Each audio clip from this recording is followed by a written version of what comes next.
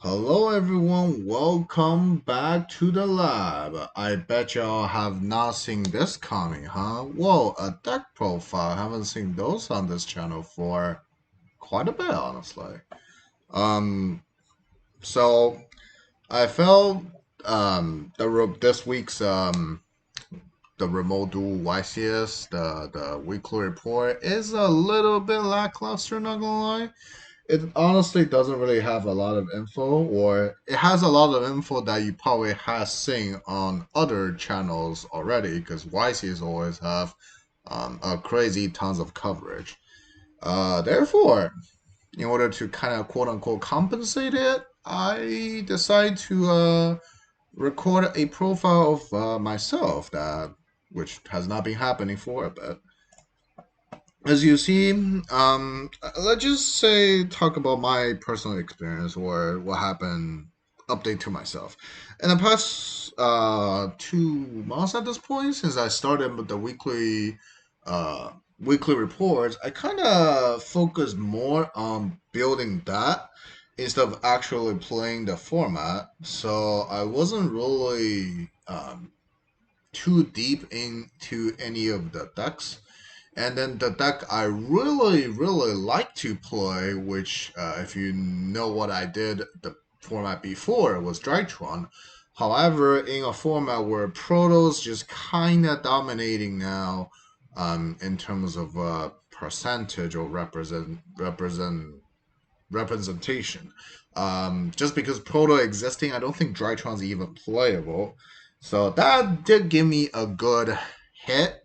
Um, on the decks I want to play. Like Drytron is really the one I want to play, but I cannot play it. Sorso, I'm still not really a fan of the deck. Still not. Despite I admit it's good. It's arguably the best deck in the current format, but I just don't like it for some random reason.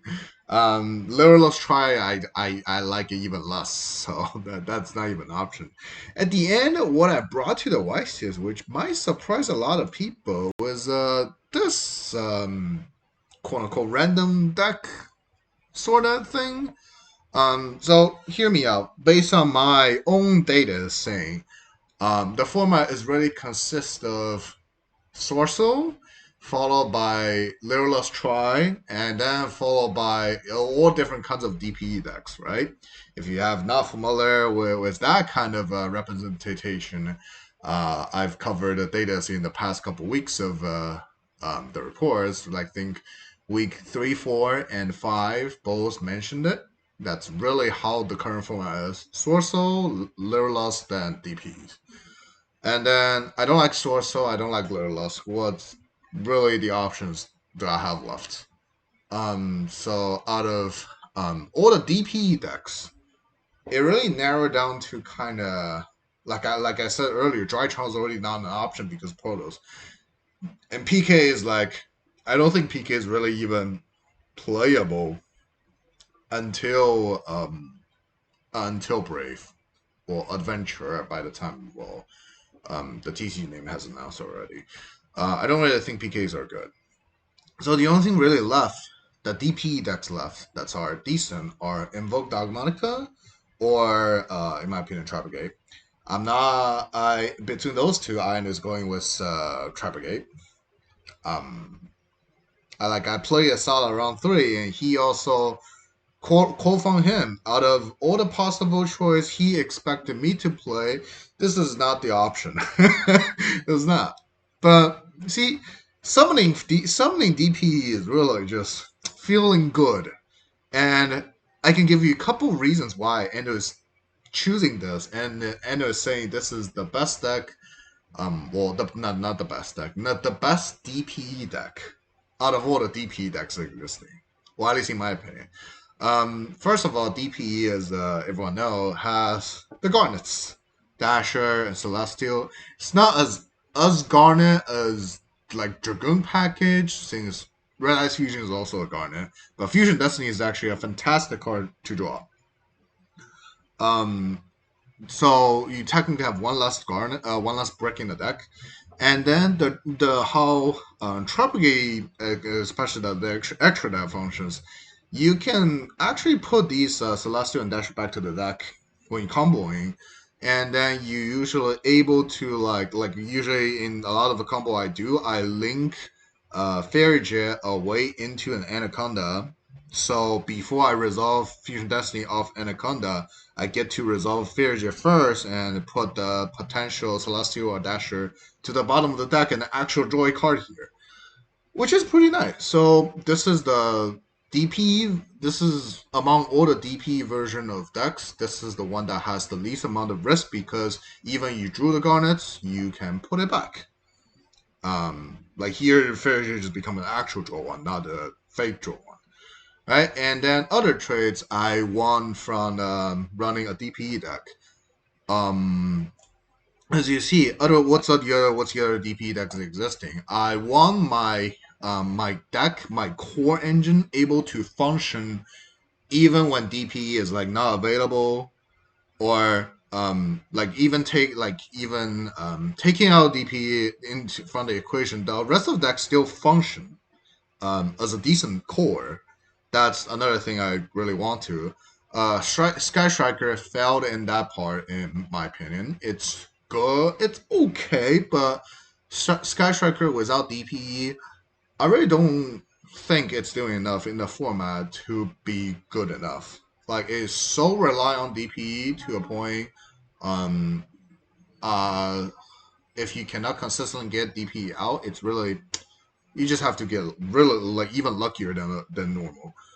But Brigade, the engine is still strong after significant nerf like Tenki and Dryden, blah blah blah, from Banless. Um, and then like Cat by itself is DPE Revolt or just the old combo, which is Appaloosa Revolt. It does checks. If you're going first and pull that out, it does check um the decks in the format quite well. It's like I want to grind with my opponent a little bit, and so I can snowball them with DPE and with my Tribegate cards. And by the time I get like one turn snowballing, I'm pretty much winning the game. That's how the deck really functions.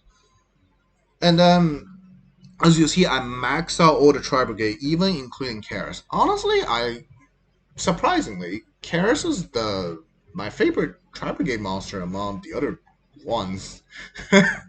Fractal is actually the one I kind of, well, I won't say I dislike it, but I don't like it as much as the other ones. Um, Kara's Kit, you can do quite a bit of things. Kara's Kit, like Kara's Kit, you can going first. Obviously, just you have like two summons, and then if both of them get negated by like imperms, then you can link those two monsters into an anaconda for backup. That's different than before. And then going second, you can go like Kit first, and then into Elmirage, then summon your Karas. Now your Karas is immune to your opponent's DPE or like occasionally blackout, like a source of blackout.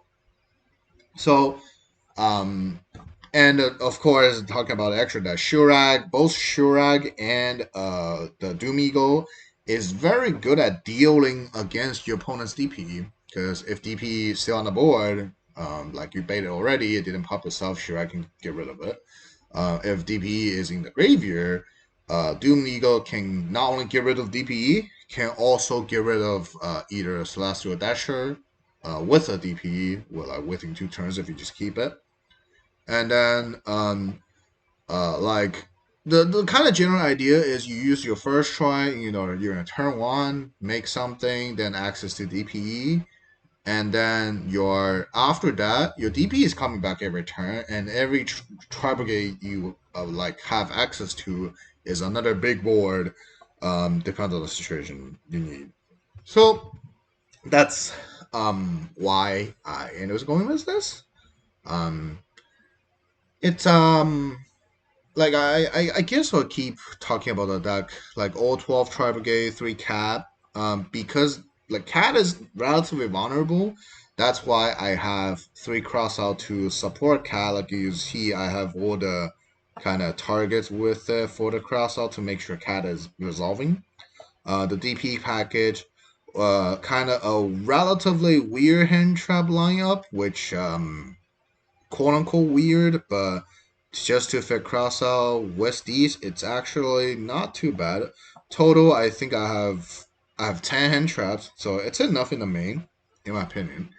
Then a lot of the starter spells, tanky, 1-for-1 monster reborn as like either extenders. 1-for-1 can even be used as starters sometimes.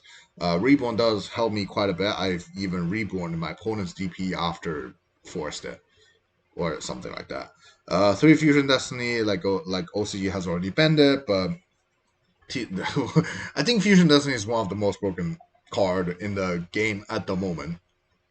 So definitely want to capitalize that. 2 pots. Pot is something kind of people don't really see two prosperity in any decks, right? This deck is a bit different. It's not like Drytron back then. I think pot is 3 mandatory in that, or just absolutely 0 without it. Um, Here it's like pot usually isn't necessary and isn't the thing you want to start because opening like a Brigade starter, it's not hard. Being like 3 frag, 3 cat, tanky, and then a combination of either any of the other 2 tries.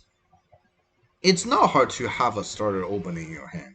Pot usually, as I see, is like a thing you use your actual normal cards to do your thing, and if bad thing happen, you go paw for extenders, like paw for Fusion Destiny. That's really the purpose. That's also being said, I usually paw for only 3, not for paw for 6. If I know I'm like doomed and no matter what happens, I better hit a Fusion Destiny, otherwise I'm losing, I'll paw for 6 in those kind of situations. So like sometimes going second. But usually when paw for 3, or I just don't even pot it at all. Because I do like to draw one off Farragut. So it's very possible I open with my pop, but my other card's really working. So I use my other cards to play into my opponent's potential hand traps. And then if nothing happens, I just go Farragut, draw a card, and throw the pop back to the bottom, which is absolutely fine. Or if like it really depends on how many like interruption I have when I'm going combo. Like if I have a full hand of tribal game, maybe I will use pod to have a high chance dig for like a hand trap with interruption. If I already have like just the perfect ratio being some starter with some hand traps, then I don't even need to pod. I can just throw the pod back. And then I guess I'll skip one droplet for a bit. It's another random ratio, but 4 call bys or 1 call by 3 cross out. That's just make sure cat is resolving. Call by is also a good card for just dealing with DPE. Cross out is also something like um I was hoping my hand traps are okay to deal with like Sorso and then Lirlos, mainly being relying kind of on the Nibiru. I think Nibiru is one of the best hand trap, well, the best hand trap in the format currently. Both decks can play around it or play into it, but it still does decent damage, or it still make them play very weird if your hand's like below average. And then cross out on the other hand, you can cross out Fusion Destiny, which is something very, very good to have. Uh, Also, for how many decks in the format that runs DPE, if they're running a pot, it cannot be desires. Or it better not be a desire. It will most likely be prosperity. So crossout can even cross out prosperity from those decks. Which is also why like it has other utilities aside of just cross out the hand traps I have. And this is also the reason why I ran 2 Revolt. Because I think this stat seems decent. And then if I see Mira, I have the ability to cross out a revolt when pushing into boards, which is also decent, like game ones.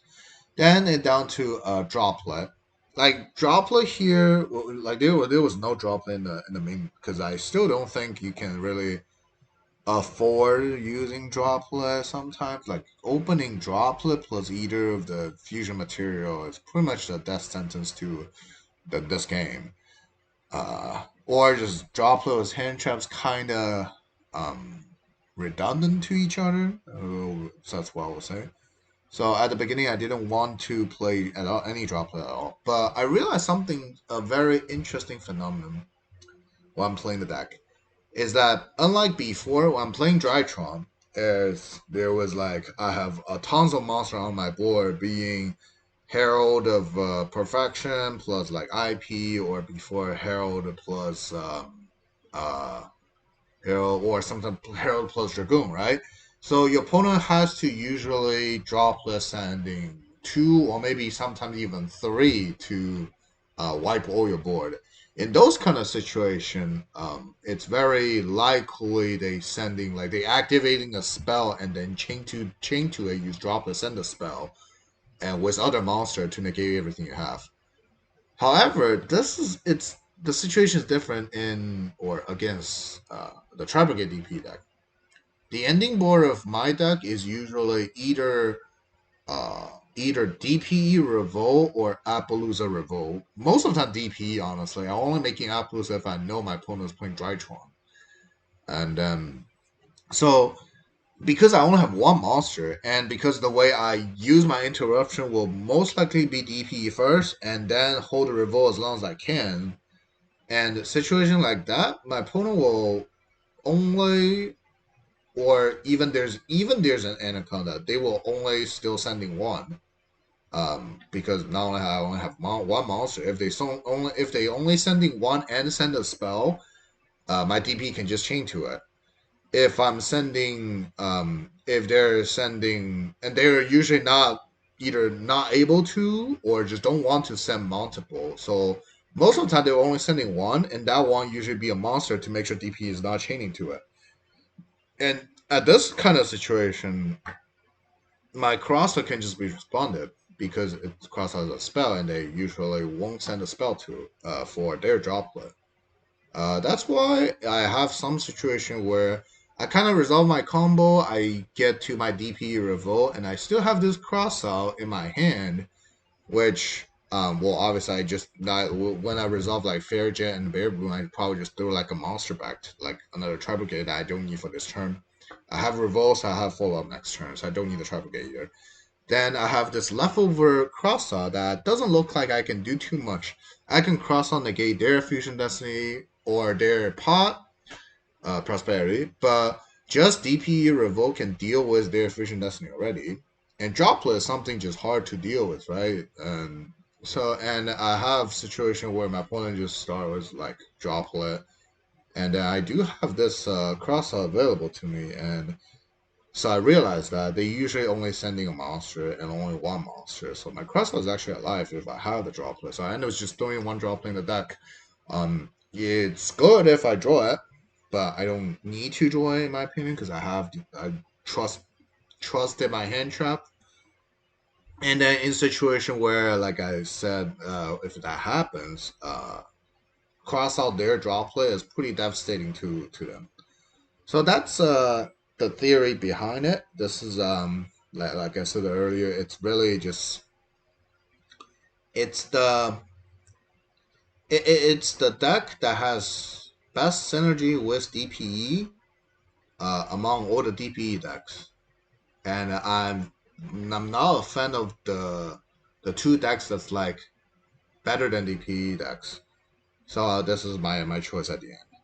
And then extra deck is pretty much fairly standard, except the last card, which under Goddess. This was supposed to be the third Shurag, but I changed it the day before because I remember it from what's the Brother of Legend. There was this card being introduced. It was like the cook. What number is it? Forgot. It was around 4. Uh, where is it? Where is it? Where is it? Ah, this guy.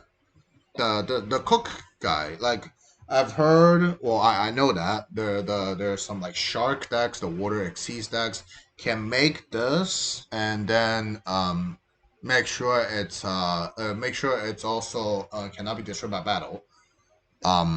because they exceed the material effect, and itself is unaffected by any card effect. He has nothing on the board. Almost all other decks in the format can kind of deal with it. Like Lyreless can just attack directly. Sorso, I forgot how Sorso deal with it. Oh, Sorso can just keep burning and then stall for time or whatever. Might be other ways, forgot. And then other decks like um uh other thing. I mean, a lot of the deck in the format can deal with it, but surprisingly, this DPE tri deck has absolutely no way to deal with it.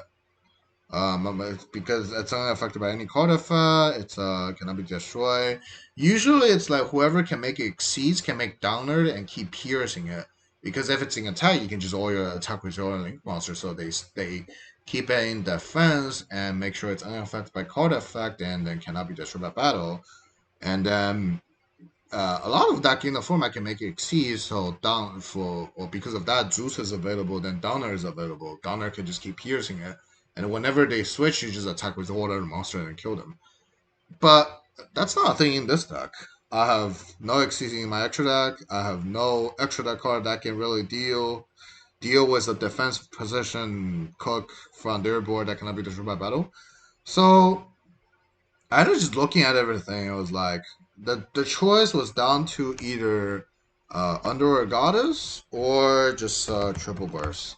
Because Triple Burst can peer, it's easier to make. And Under a Goddess can link away. Oh, I mean, not the turn I activate any Tribal Gate effect, but if my opponent think I have no outs, I can just so they just allow me to spam as many boards as I can. I can easily make a board pass, and they will most likely pass next turn. I just start my turn with link away and attack from game.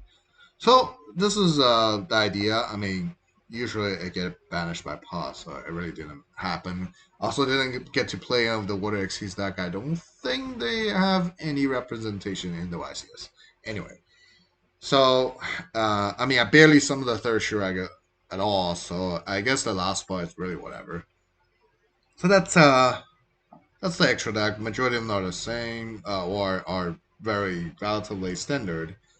And then extra side deck.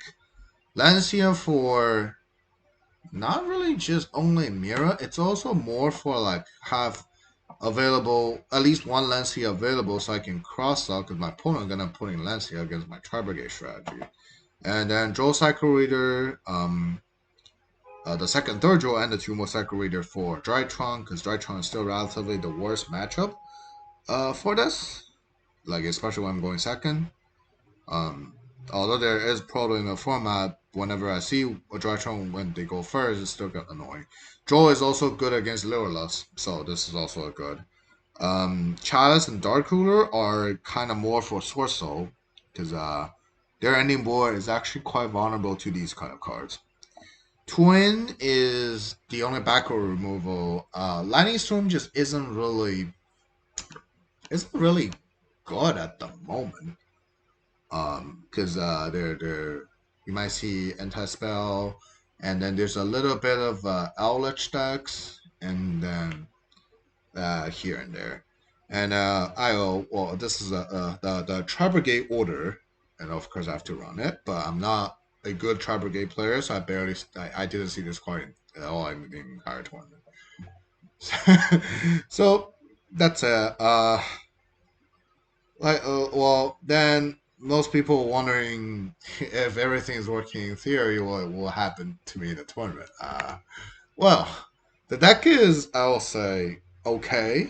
It's definitely not the best deck or best build in the whole YCS, but I think I have some my knowledge to it, my special aspects to it. I was both very lucky and very unlucky throughout the entire tournament, in my opinion. So I had to run by. Round three, I had to play Asala, and then the end of day one, I had to play Hani. So just out of the 6 rounds day one, I have to play two very good players in the middle, and then out of the 8 rounds I played, well, actually I only played 7 rounds because the first round of day two My opponent wasn't able to show up, so I got another bite. But I lost almost all my dice roll. Like out of the 7 rounds I played, I won like one, maybe at most two dice roll, at most. And then out of the two, well, I'll just say it's probably two. Out of the 2 times I went first, I bricked. It's weird to say I brick in when there's quite a bit of a starter in the deck. It usually doesn't happen to me too much. Like my opening would be like one of the game one, I went first. I go straight set to pass. My hand was I go set cross out call by. My hand was like Karis plus 2 more hand traps. And the other game, I lost the well, at least I pull out of Fusion Destiny. I think I probably still won that game because all I did was Fusion Destiny with hand trap pass, but it was also because my opponent's hand were below average. That's how I won it because usually they should. It was also 2 weak hand traps. And then usually the Tri-Brigade cards I see are a combination of single Cares or Cares Revolt. Yeah, I do draw 2 Tri-Brigade cards, not the ones that I can combo with. Not even a single cat, Nerval, or Fractal. No cats. And then there's one time I drew like a nearly perfect opening hand with like cat and cross out, and then realized I drew 2 ash with it, and my opponent ash among my cat. My hand was like ash, ash, cross out, reborn cat. So imperm wouldn't even matter because I can just reborn cat. But they ash my cat when I have 2 ash in the cross out in my deck. And then there's other times where it was like mid game I drew my 1-for-1, but I ran out of Nerval in the deck. Like I will be forcing to pitch the third Nerval to activate 1-for-1, and well, yeah, I can summon a DD Crow or Vader or draw, but what does that do? Um, it's still the same amount of normal summons I have, and it's just like there's a lot of like, why is this happening kind of situation happened during the tournament. But on the other hand, I will say I'm still super lucky because I didn't turn X1 until like second half of day one, and then I turned X2 at the end of day one. So despite I was going second most of the time, I think that my first loss was actually the first dice where I won. So I won majority of the time. I lost dice roll. That means the deck is still at least decent. Um, I didn't turn X1 or X2 relatively late, and I didn't turn X3 until the final round where I lost dice roll. I look at my hand. It was Ash plus draw. My opponent goes straight normal summon Moye. Well, I guess my hands is dead. So like what really I do constantly open about 2 Tri-Brigade cards, but they are Chaos Revolt. I do constantly open like about 2 hand traps, but they are not the right ones for the matchup. They're usually being Astral against like Sorcerer or something like that. So it's just like the numbers are correct that from everything I draw. The specific cards were not correct out of the whole section of it. And then I was also kind of have some real life thing. Like during the whole Saturday, I didn't even know if I can play on Sunday. So it kind of just it just kind of situation. It's just not my weekend. But I will say the deck is definitely decent. If you are interested, feel free to try it. In my opinion, this is still at least the most smooth and the least risky version among all the DPE decks in the meta. Well, however, the format is gonna change within like less than well, at this point more than a month because Braves. But by the time before that, feel free to try it. And then I guess that will be it for my YCS deck profile. I ended with 7-3, didn't make to top 32. Forgot really my placements. Well, like 40 something. Not good enough to really talk about it at all. But list, I think the list is decent. Uh, if you're interested, feel free to give me some feedback after you try it. Let me know what you think about it.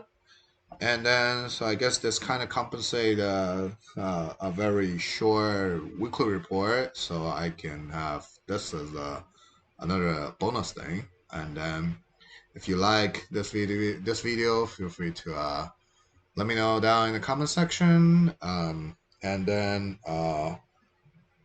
subscribe to my channel, join my Patreon. That's actually new. And then I will see everyone in the next week's weekly report. And then see ya.